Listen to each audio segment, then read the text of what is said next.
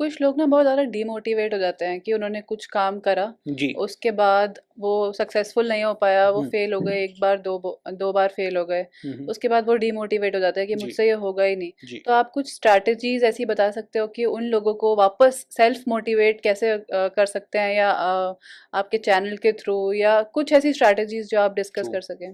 पहले तो आप ये समझिए कि देखिए डीमोटिवेशन अगर आप हो गए तो किस पे एहसान कर रहे हैं डीमोटिवेट होके। हो जाओ डीमोटिवेट, ठीक है। अब क्या होने वाला है, तुम ही सफ़र करने वाले हो, तुम्हारे लिए ही ज़्यादा हेल क्रिएट होने वाला है, तुम्हारा ही परिवार ज़्यादा दुख में रहने वाला है, पड़ोसी को कोई फ़र्क नहीं पड़ने वाला, तुम्हारे रिलेटिव्स तो और ज़्यादा खुश होंगे। सो मैं आपको बताऊं सीधी सी बात, डीमोटिवेशन कई बार एक स्ट्रैटेजी बन जाता है कि देखो मैंने 4 बार ट्राई किया, अब मैं डीमोटिवेटेड हो गया हूँ इसलिए मैं कुछ नहीं कर पा रहा हूँ। कई बार है ना, लोग अपनी ही नाकामयाबी के पीछे छुपने की कोशिश करते हैं।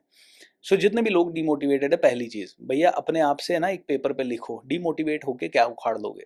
अब डीमोटिवेशन से मोटिवेशन में आने के लिए पता है क्या लगता है, एक छोटा सा एक्शन। क्या, अभी बता देता हूँ। कांच के सामने जाओ और कांच के सामने पूरे पावर के साथ खड़े हो जाओ, एनर्जी के साथ खड़े हो जाओ और चिल्ला के बोलो I am going to do this. Energy के साथ बोलो तो सही, और उसके बाद मुझे बताओ डीमोटिवेशन है या नहीं है।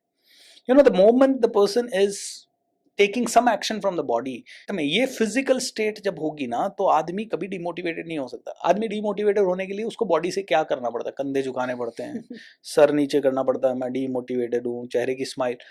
अब खड़े होके एनर्जी लो, पूरे कंधे चौड़े करो, सीना चौड़ा करो, चिल्ला दो एक बार मुट्ठियां बंद करके कहो I will do it, I will do it, and उसके बाद देखो फिर कहाँ से कहाँ पहुंच बिल्कुल सकते हो। बिल्कुल, मैंने बहुत सारे स्पोर्ट्स प्लेयर जैसे कि रोनाल्डो को भी देखा है ये सब करते हुए।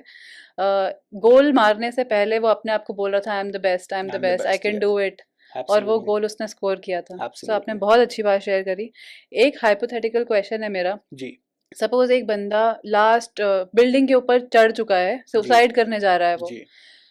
गिव अप कर चुका है लाइफ पे, हम्म। और आपके सामने आपको दिख रहा है वो कि हम्म। बंदा सुसाइड करने जा रहा है, कुछ आप ऐसी लाइन उसे बोल सकते हो कि वो वापस अपना स्टेप बैक ले ले और वो बच जाए और सुसाइड ना करे। मैं उसे यही कहूंगा कूद जा। क्योंकि क्या होता है देखिए, हमारा ब्रेन है ना जिस समय सुसाइड करने जा रहा है उस समय वो अगर कोई पीछे खड़ा है, पहले बात तो वो कंडीशन, अगर बंदा सच में एज पे खड़ा है, वो सिचुएशन जो होगी हो सकता है वो उस सिचुएशन में आपकी बात ना सुन पाए, हम्म। राइट, और वो एक्शन ले ले।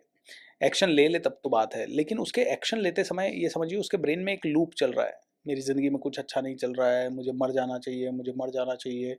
और अगर उस समय वो मेरे जैसे या आपके जैसे किसी इंसान को पीछे देखता है तो उसका थॉट प्रोसेस हमेशा ये रहेगा कि यार ये इंसान मुझे बचाने की कोशिश करेगा, ये मुझे रोकेगा। उसका उल्टा करो, रिवर्स साइकोलॉजी।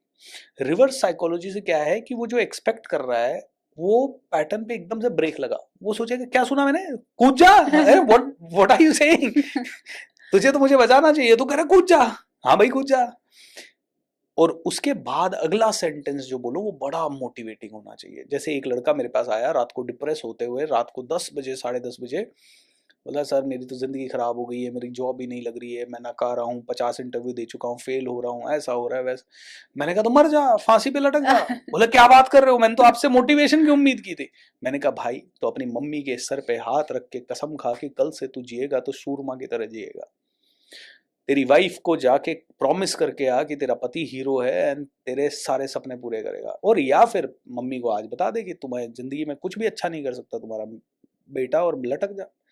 मैंने कहा अगर हारा हुआ, तू नहीं कहा तू हारा हुआ है, तू नहीं कहा तू कम एनर्जी में है, तू नहीं कहा तेरी जिंदगी अच्छी नहीं चल रही है, तो फिर ऐसे हारे हुए इंसान की पृथ्वी को जरूरत नहीं है, न तेरी माँ को जरूरत है ऐसे हारे हुए इंसान की। तो why not you prove that you are the powerful son and a powerful husband. And जैसे ही उस आदमी को ये बोला, मैंने कहा come on get up and say this, I will fulfil all my parents dreams and ये वो। एंड उसके बाद अगले दिन ही वो मेरे को फोन आता है शाम को, सर मेरी नौकरी लग गई है, कंग्रेचुलेशंस, थैंक यू। मतलब देखिए माइंड में शिफ्ट हुआ तो रियलिटी शिफ्ट हो जाती है, hmm. That's what it is.